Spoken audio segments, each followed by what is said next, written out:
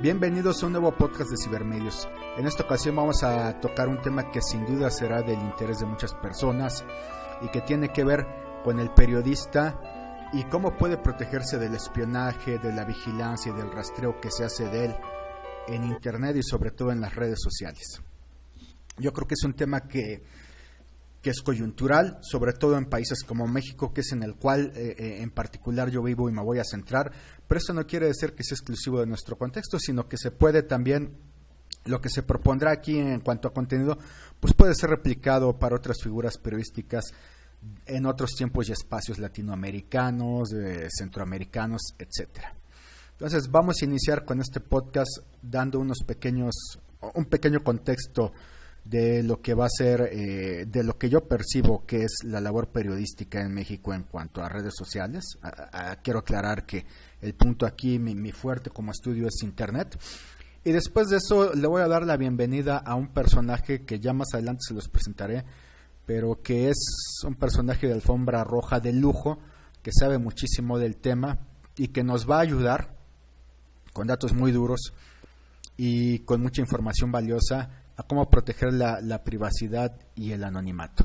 Por supuesto, el tema de protección, privacidad, antirrastreo del periodista en los medios digitales es muy amplio, así que esta solo será una primera lección de varias que iremos trabajando en Cibermedios durante todo este año. Bueno, vamos a iniciar. Un primer dato importante desde donde podemos partir para empezar a estudiar este tema es el número de periodistas que han sido asesinados en el presente sexenio en México. El número es muy alto. Hay distintas fuentes. Yo solo me quedo con un dato que creo que nos va a situar de cuál es el impacto que tiene en la labor periodística. Lo tomo del sitio Sin Embargo, donde señala el año pasado que han sido asesinados cada 26 días se asesina a un periodista durante el sexenio de Enrique Peña Nieto. Si tomamos en cuenta este dato, estamos ante uno de los índices más altos del mundo, en un país que no tiene guerra, que no se declara como un estado fallido, pero que realmente tiene un nivel de censura muy importante y de aniquilamiento sobre las labores periodísticas críticas. Ahora bien, un punto importante de esto es situar también entonces en la profesión del periodista a qué escenarios se va a encontrar importantes donde él debe de cuidar no ser rastreado a través de los medios digitales, cuidar su privacidad, hacer todo de forma anónima. Yo veo al menos dos grandes escenarios que quiero proponer ahorita. El primero es la profesión del periodista tal cual, donde él se va a ver inmerso ante políticos, narcotraficantes, empresarios, etcétera, gente que no le va a parecer lo que el periodista diga, a los datos que encuentre, las conclusiones que haga, ¿no?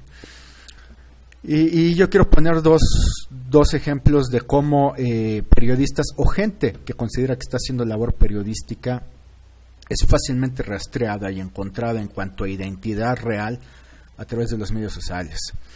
El primer caso es el de la nena de Laredo. En el 2012, quiero hablar de la cuenta de la nena de Laredo. La nena de Laredo era una periodista amateur que a través de sobre todo en Facebook y en Twitter tenía un sitio. Ella se hacía llamar la nena de Laredo, su nombre real era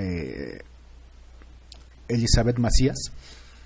Y ella comunicaba en sus redes sociales sobre el caso de los Zetas, del narcotráfico, etcétera, y cómo protegerse de ellos. Es decir, ella lo que hacía era decir, no pasen ahora por esta calle porque ahorita hay una balacera de los Zetas, no vayan a tal tienda porque es territorio, calle de este grupo armado, etcétera.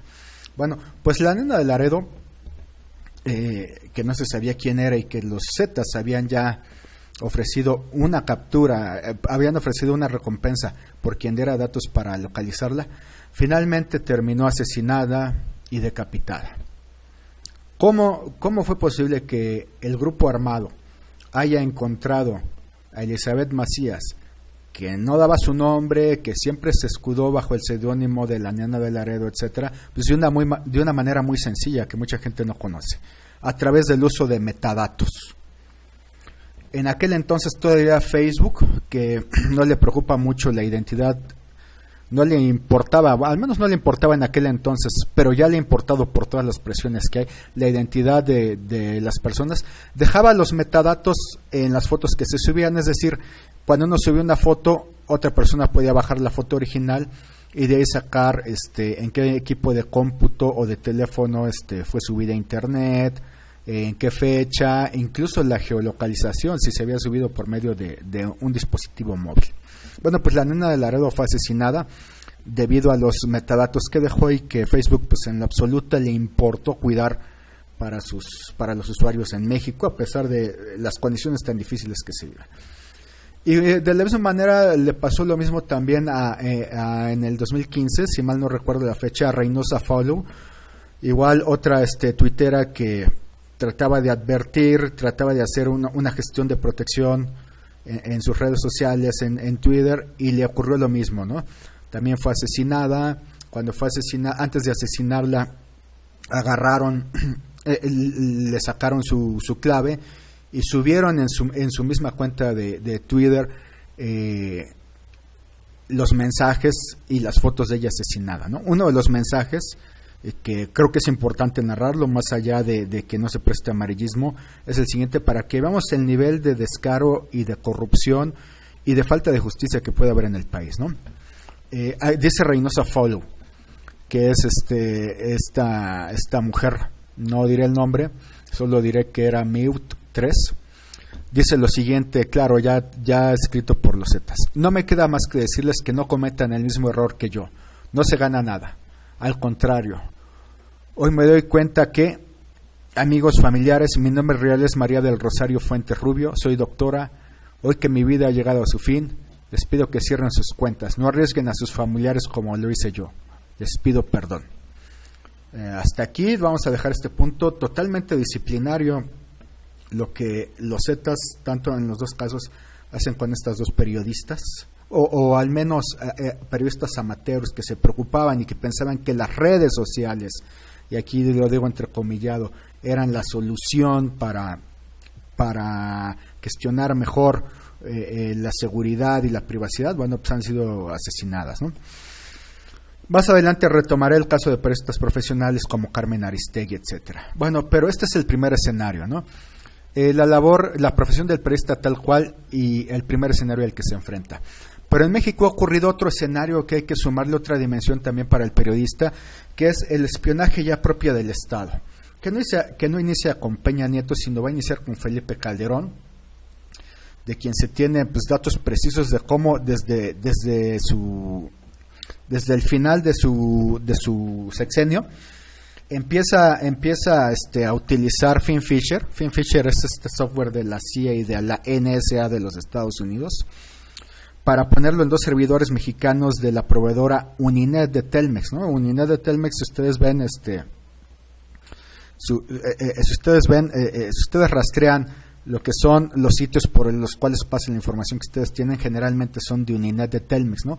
Bueno, pues Felipe Calderón fue el primero que agarró dos servidores y les implantó el software FinFisher para tratar de rastrear toda la información, todos los vocablos que fueran peligrosos para su administración, y pues tener muy claro y en específico quiénes eran esas personas, ¿no?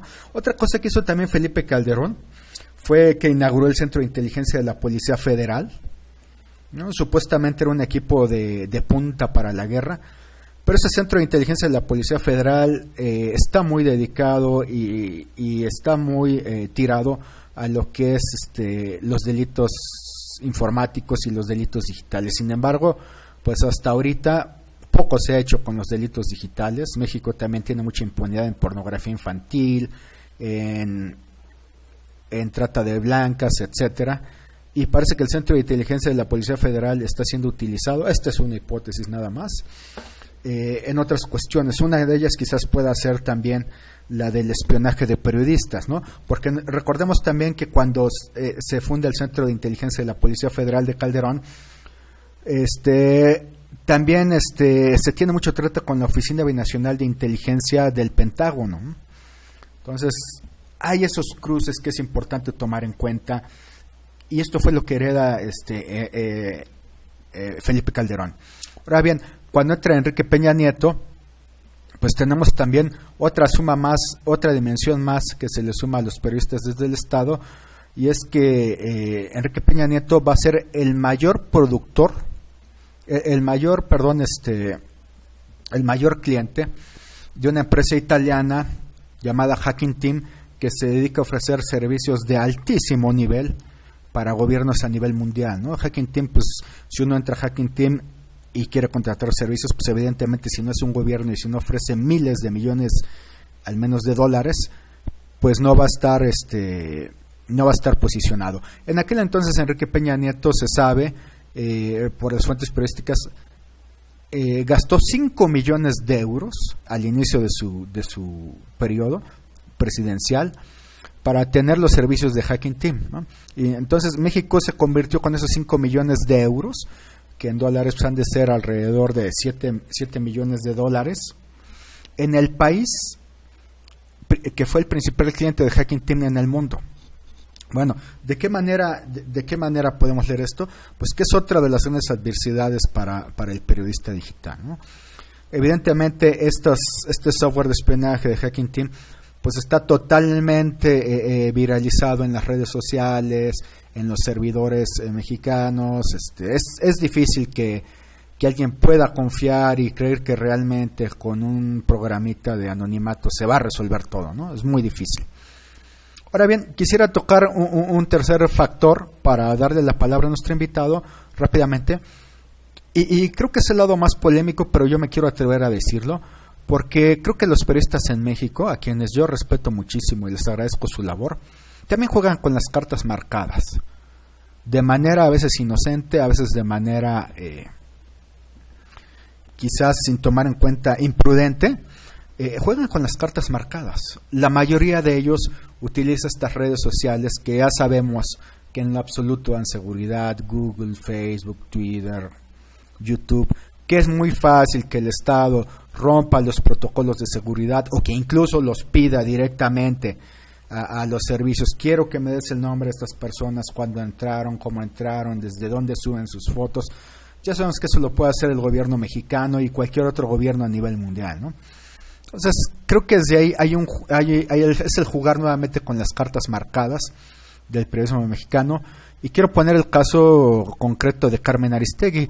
A finales del 2017, Carmen Aristegui y otras muchas más personas, me quedo solo con el caso de Aristegui, que muchos consideran una periodista muy valiosa, y por supuesto que es valiosa, pero creo que en términos de seguridad informática no tiene mucha idea, y el problema es que al no tener mucha idea, sí se está atreviendo a decir cuál debe ser la línea a seguir, a seguir por este punto, ¿no? Bueno, ¿qué puedo decir de Carmen Aristegui? Ella se queja del espionaje y está en todo su derecho, tiene la razón de quejarse.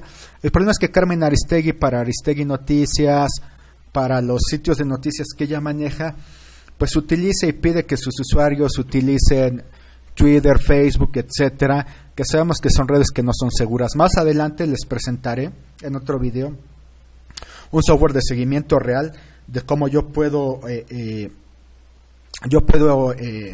ver en tiempo real a cualquier usuario de Twitter cómo está mandando un hashtag, etcétera, en tiempo real en la Ciudad de México o en cualquier lugar del mundo, y por dónde se está moviendo, etcétera, ¿no? Es decir, tengo las coordenadas de qué está diciendo, quién es él y en qué tiempo y espacio está. Traducción: si es alguien que me preocupa, que me causa molestias y tengo poder económico, político del narcotráfico, pues evidentemente esa persona va a desaparecer o voy a hacer que desaparezca, ¿no? Entonces, bueno, esa es una primera crítica. Hablamos del espionaje, pero utilizamos las redes sociales factibles para el espionaje y que le dan los datos al gobierno mexicano. Y otro punto también importante, y nuevamente que tiene que ver con Carmen Aristegui, es su promoción junto con otros periodistas de México Leaks, ¿no? Un sitio que tiene ya tiempo que surgió, tiene varios años que surgió, y donde la idea es que si yo tengo algo importante que decir y quiero guardar mi privacidad, que nadie sepa que soy yo el que estoy dando los datos, pues me comunico con ellos, me comunico a esa plataforma y mando la información,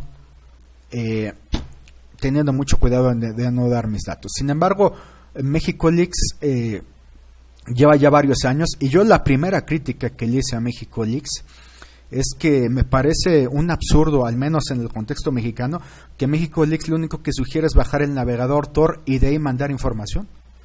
No me piden que siquiera utilice el navegador Tor en una USB cifrada, o en una USB tipo Tails o Unix. No me pide tampoco que utilice llaves públicas PGP. México Leaks también está conectado mucho con Facebook y Twitter en su página personal. O sea, me están diciendo que dé mi información privada si quiero proteger mi identidad, pero no me están dando la mínima condición, la mínima seguridad tecnológica para poder hacer eso, ¿no? Entonces, la alfabetización tecnológica del usuario mexicano en cuanto a privacidad, anonimato y protección de identidad sigue siendo una tarea pendiente, sobre todo en el caso del periodista. Pero bueno, ya no quiero hablar más, nada más quería dar este primer contexto. A continuación, quiero presentar rápidamente a nuestro invitado, una persona de primer nivel, una persona que yo admiro mucho, que es DarkSide de la Deep Web. Él tiene un sitio, un foro en la Deep Web llamado Libertol, el sitio que yo más admiro en todo Internet en español. Y no les voy a decir qué tipo de contenido y qué tipo de temas maneja DarkSide. Si ustedes entran al sitio de Libertol en la Deep Web, lo pueden encontrar en mi blog. Ahí van a ver quién es este personaje tan importante y que comparte toda la información que sabe de manera gratuita, que creo que es algo que ya muy pocos hacen. Bueno, DarkSide hace esto. DarkSide yo lo respeto mucho y la verdad es que yo me declaro un discípulo tecnológico de él. Yo jamás podré saber todo lo que él sabe. Y me da mucho gusto tener a este tipo de invitados en Cibermedios, porque no es el típico intelectual offline de la academia que habla de datos, de temas, pero que en el fondo no maneja nada de tecnología, todo se basa en libros, en publicaciones, etcétera. No, aquí estamos hablando de alguien que realmente maneja y sabe muchísimo de tecnología digital a nivel underground. Entonces, DarkSide nos va a hablar en este primer momento nada más de lo que va a ser, cómo abrir un blog realmente privado, donde no se pueda saber cuál es la identidad real de una persona. Ese va a ser el primer parámetro. A mí me gustaría también que DarkSide lo voy a comprometer para que más adelante sigamos trabajando el tema del periodismo y la protección del periodista digital en México, y seguiré trabajando con él y con otra gente muy interesante también del Libertor, de Cebolla Café, etcétera. Bueno, vamos a darle la palabra a DarkSide y vamos a preguntarle entonces, DarkSide, si nos podrías dar cuáles son los elementos eje para poder abrir un blog que realmente sea anónimo y que proteja la identidad del usuario. Adelante, DarkSide.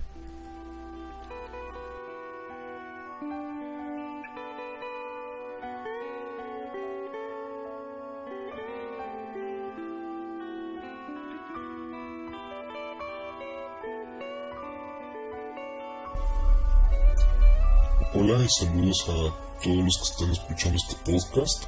Antes que nada, pues gracias por darme este espacio y espero les sea de su interés.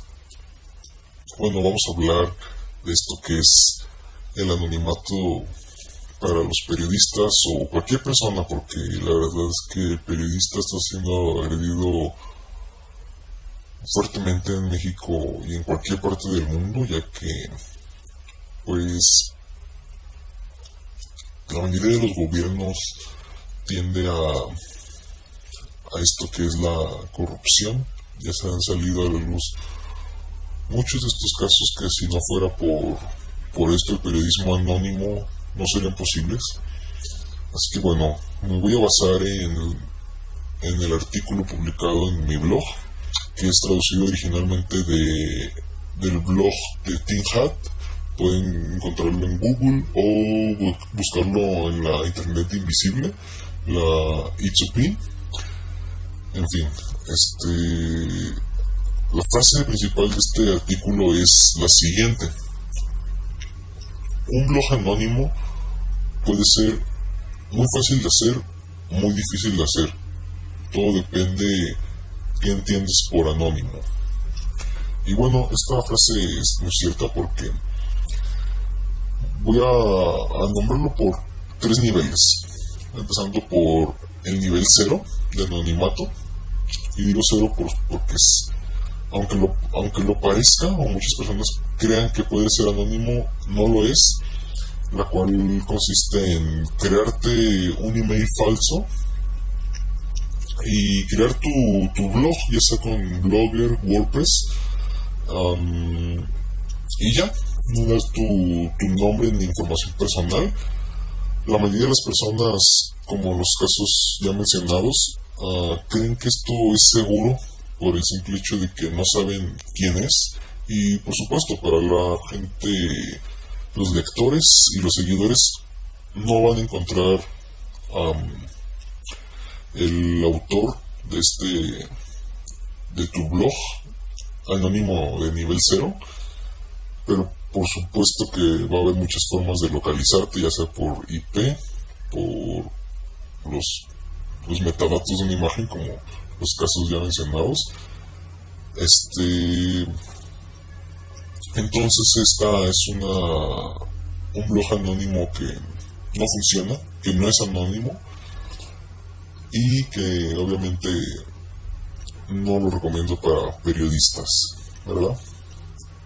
Y bueno, el nivel 1 de anonimato es el uso de VPNs para la comunicación con tus servicios, con tus blogs. O sea, que mediante un VPN hagas uso de tus redes sociales, obviamente también de un correo falso, y ya. Esto va a añadir una ligera capa de anonimato, la cual va a ser difícil que te encuentren, pero van a poder encontrarte. Es justo lo que no queremos, por eso yo lo llamaría el nivel 1 de anonimato,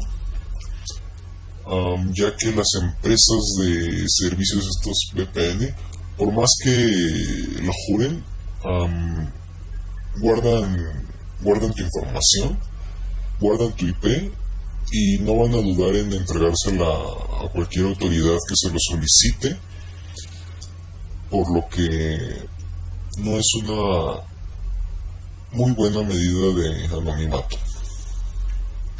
El nivel 2, yo diría que pues obviamente el que más recomiendo es el uso de la Internet profunda y la Deep Web, así mal llamada.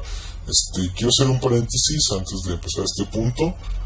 La Deep Web no es lo que normalmente la gente dice, que fue creada para traficar personas o vender órganos o encontrar ovnis o no sé, cosas por el estilo.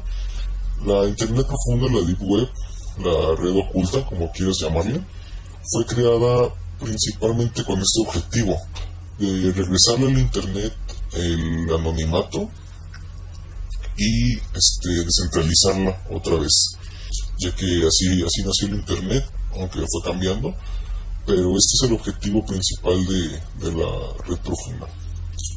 Entonces, bueno, para continuar con el nivel 2, el periodista o el usuario que quiera ser realmente anónimo debe de hacer uso de estas redes, ya sea Tor, el Internet Invisible, la I2P, perdón, o la Freenet, que son las 3 más seguras. Aunque Tor, como ya muchos sabrán, los que me conocen, no la considero tan segura. En fin, el uso de estas redes va a ser muy difícil que una persona te encuentre La verdad es que no cualquier persona va a poder encontrarte. Y por no decirlo, va a ser casi imposible. Siempre y cuando uses y apliques las reglas que, por ejemplo, Tor nos ofrece, que es no usar JavaScript, nunca tenerlo activado, obviamente, y siempre, pues, mientras estés usando una de estas redes, no acceder con tu navegador común a ninguna página, ningún link que provenga, obviamente, de la red profunda. Para que quede un poco más claro, estas redes ocultas solo funcionan si sigues las reglas de anonimato que ellos proponen. Entonces, bueno, aquí el periodista puede crear su blog, como ya lo dije, anónimo. Puede ser por una red casera, o puede rentarse una máquina virtual, que es lo mismo que el VPN. O sea, no recomiendo usar una máquina virtual porque es confiar nuevamente en terceras personas que cuando se les solicite no van a dudar en revelar tu identidad o la información que tengan. Y aunque suene contraproducente, hacer tu blog anónimo con un servidor desde tu casa es más seguro, obviamente usando las redes que ya mencioné. Y bueno, obviamente puede ser en otro sitio, puede ser en una oficina, puede ser en un cibercafé, puede ser en una casa que no esté habitada, obviamente con servicio de internet y de luz. Pero en fin, el punto es que esto es un nivel seguro de anonimato. Y ya si quieres, para ponerle la cereza al pastel, el uso de sistemas operativos seguros como es Tails y Kodashi, que son antiforense y todo esto, que no guardan registros de tu actividad, harán que tu anonimato sea casi impecable. Y de ahí hay muchas más formas de agregar una capa extra de anonimato, pero esos son los puntos básicos para el periodista o cualquier otra persona. También cabe mencionar los nuevos servicios que están surgiendo. Por ejemplo, bueno, ya tiene muchos años, Wikileaks, aunque muchos otros expertos opinan que esta es una mentira, pero existen otros como es SecureBox, que también está en la red Tor, donde ahí puedes tú dejar información de algunos gobiernos, algunos leaks le llaman.